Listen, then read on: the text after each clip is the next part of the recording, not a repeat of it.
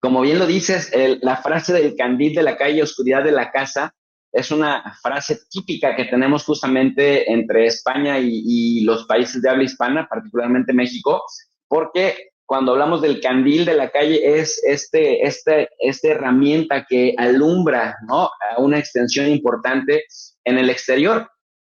Pero cuando hablamos de la oscuridad de la casa es, ¿por qué si alumbras afuera, no alumbras también adentro?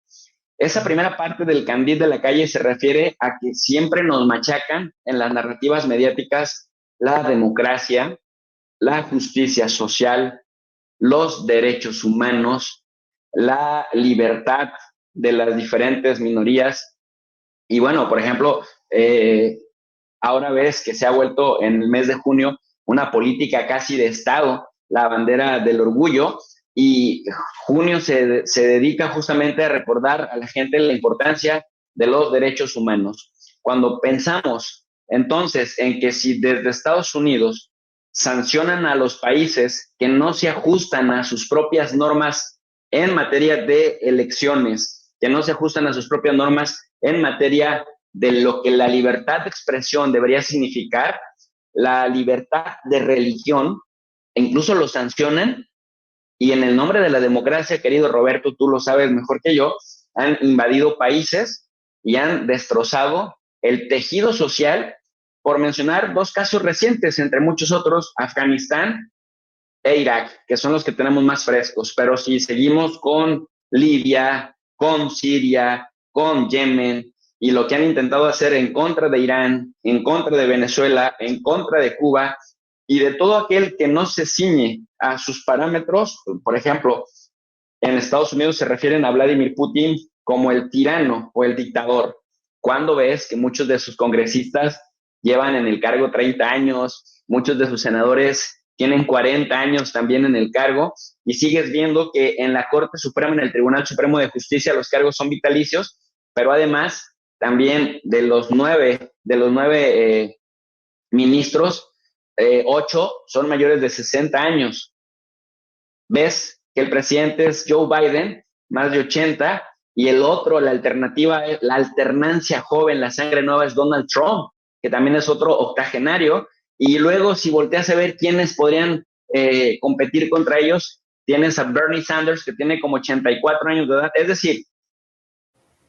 candil de la calle se refiere a que todo esto, todo este tema de la democracia, la libertad de expresión, tendría que ser un hecho materializable, palpable. En la teoría está por ahí, pero ya en la práctica, por ejemplo, esto que estamos viendo en pantalla, nos habla mucho de la segunda parte del término, de la oscuridad de la casa, porque hay estas estructuras de reparto desigual de la riqueza y de falta de acceso a las oportunidades que con políticas públicas adecuadas, contextualizadas, matizadas, podría combatirse esto que vemos en pantalla. Mira, Roberto, ayer, bueno, el 10 o el 10 de junio se publica por esta asociación Oxfam America, un trabajo que se llama Donde el trabajo duro no dé resultado, un estudio que arroja una encuesta bastante relevante y un análisis profundo de los 38 países de la OCDE. La OCDE, esta Organización de Cooperación y Desarrollo Económicos, en donde se encuentran estudiados, analizados las principales economías del mundo. De 38 países se revisan 56 políticas en materia de protección a los trabajadores, en políticas salariales y en derechos de sindicación. Y agárrate, querido amigo, porque ahí viene la oscuridad de la casa. Es la superpotencia del mundo, acertadamente lo dijiste al inicio del programa, pero la superpotencia del mundo, de los 38 países de la OCDE analizados por Oxfam, en este trabajo que se intitula Donde el trabajo duro no dé resultados, Estados Unidos ocupa el lugar número 36 en materia de políticas salariales, lo cual significa que el capitalismo en este país es verdaderamente salvaje. Ocupa el lugar número 38 de 38, es decir, el último lugar en materia de protección de trabajadores, y ocupa el lugar 32 en derechos de sindicación. De tal suerte, pues, que, Roberto, en este país, una enfermedad